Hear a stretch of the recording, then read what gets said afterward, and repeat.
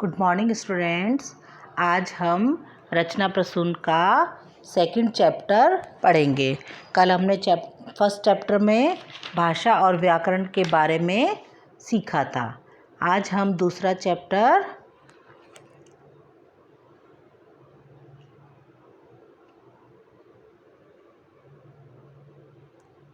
आपका दूसरा चैप्टर है वर्ण विचार। आज हम वर्ण विचार के बारे में पढ़ेंगे। वर्ण विचार है आपका बोलते समय मुंह से निकली आवाज़ें ध्वनियाँ कहलाती हैं। इन ध्वनियों को लिखने के लिए कुछ चिन्ह निश्चित किए गए हैं। इन्हीं चिन्हों को वर्ण कहा जाता है। बोलते समय जब हमारे मुख से कुछ आवाज़ें या ध्वनियाँ निकलती हैं, इन ध्वनियों को लिखने के लिए कुछ चिन्ह निश्चित किए गए हैं। इन चिन्हों को वर्ण कहा जाता है।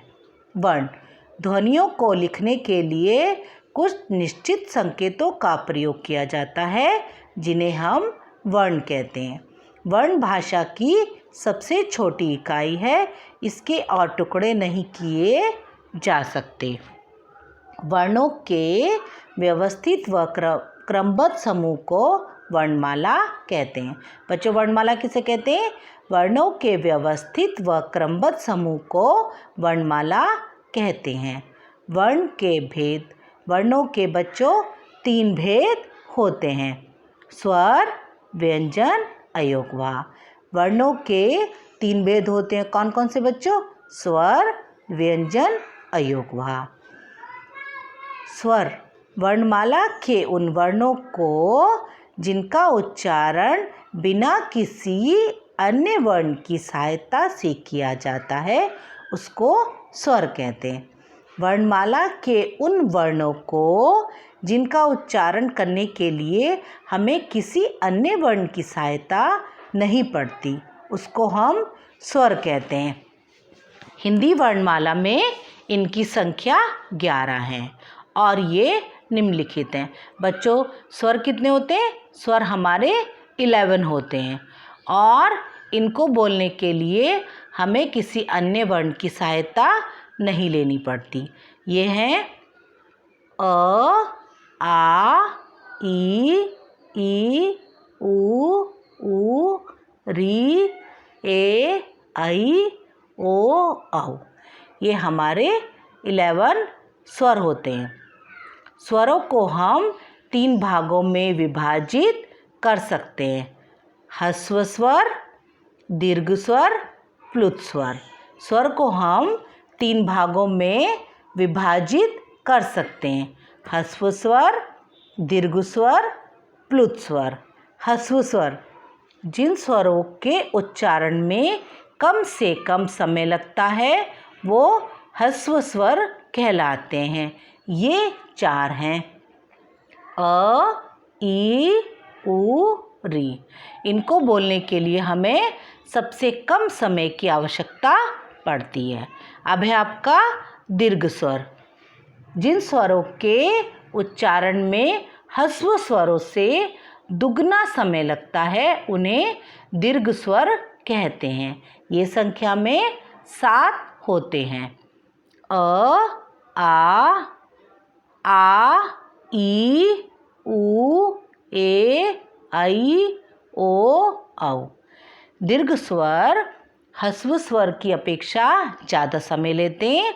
जिन स्वरों के उच्चारण में ह्रस्व स्वरों से दुगना समय लगता है, उन्हें दीर्घ स्वर कहते हैं और ये बच्चों संख्या में 7 होते हैं: आ, ई, उ, ए, ऐ, ओ, औ। प्लुत स्वर जिन स्वरों के उच्चारण में दीर्घ स्वर से भी अधिक समय लगता है, वे प्लुत कहलाते हैं, जैसे ओम। जिन स्वरों के उच्चारण में दीर्घ स्वर से भी अधिक समय लगता है, वे प्लुत स्वर कहलाते हैं, जैसे ओम। ओम बोलने में आपको ज़्यादा समय लग रहा है ना बच्चों? अयोगवाह। अंग तथा आह को अयोगवाह कहते हैं। अयोगवाह किसे कहते हैं बच्चों? अंग तथा आह को अयोगवाह कहते हैं। अंग, इसे अनुस्वार कहते हैं। अंग, इसे अनुस्वार कहते हैं। इसको वर्ण के ऊपर बिंदु के रूप में लगाया जाता है, जैसे पंकज, अंक, अंधकार, संगीत आदि। बच्चों, इसका प्रयोग हम बिंदी के रूप में करते हैं और ये शब्द के ऊपर लगाया जाता है। इसे वर्ण के बाद दो बिंदुओं के रूप में लगाया जाता है। इसको हम विसर्ग भी कहते हैं और इसका उच्चारण वर्ण के बाद ह की ध्वनि के समान होता है, जैसे नमः, स्वतः, शनैः आदि। आवाज़ आ रही है ना बच्चों ह के पीछे? नमः, स्वतः, शनैः आदि। ओम, इसे अनुनासिक कहते हैं। यह वर्ण के ऊपर चंद्र बिंदु के रूप में लगाया जाता है, जैसे चांद, आँख, आंगन आदि। इसका प्रयोग चंद्र बिंदु के रूप में हम करते हैं। व्यंजन, जिन वर्णों के उच्चारण में स्वरों की सहायता ली जाती है उन्हें व्यंजन कहते हैं। व्यंजन, जिन वर्णों के उच्चारण में स्वरों की सहायता ली जाती है उन्हें व्यंजन कहते हैं। ये स्वतंत्र नहीं होते। जब किसी व्यंजन से स्वर हटा दिया जाता है तो उसके नीचे हलंत चिन्ह लगा दिया जाता है। सामान्यतः सभी व्यंजनों में अ स्वर मिला होता है, जैसे क प्लस अ, क। बच्चों, जिन वर्णों के उच्चारण में स्वरों की सहायता ली जाती है उनको हम व्यंजन कहते हैं। व्यंजन स्वतंत्र नहीं होते। जब किसी व्यंजन से स्वर हटा दिया जाता है तो उसके नीचे हलंत चिन्ह लगा दिया जाता है।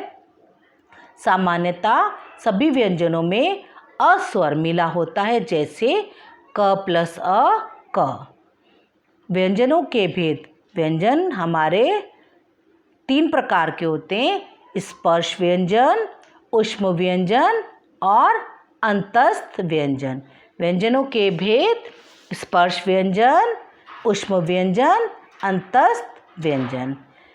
उच्चारण स्थान और व्यंजन। देखो, ये हम कैसे बोलते हैं। उच्चारण स्थान और व्यंजन। कंठ, इसमें हम गले का प्रयोग करते हैं। क, ख, ग, घ, ड, ये हमारा क वर्ग आता है। तालु, जिसमें हमें तालु का प्रयोग करते हैं। च, छ, ज, झ, य, ये हमारे च वर्ग में आते हैं, जिसमें हम मूर्धा का प्रयोग करते हैं। ट, ठ, ड, ढ, अण, ये हमारे ट वर्ग के अंतर्गत आते हैं। दांत, जिसमें हमारा दंत, जिसमें दांत का प्रयोग करते हैं। त, थ, द, ध, न, ये हमारे त वर्ग में आते हैं। ओष्ठ, जिसमें हम होठ का प्रयोग करते हैं। प, फ, ब, भ, म, ये हमारे प वर्ग में आते हैं। बच्चों, आपने सीखा ना कंठ, जो शब्द हमारे गले में कंठ से बोलते हैं हम। क, ख, ग, घ, ड, ये हमारे क वर्ग में आते हैं। तालु, जिसमें हम तालु का प्रयोग करते हैं।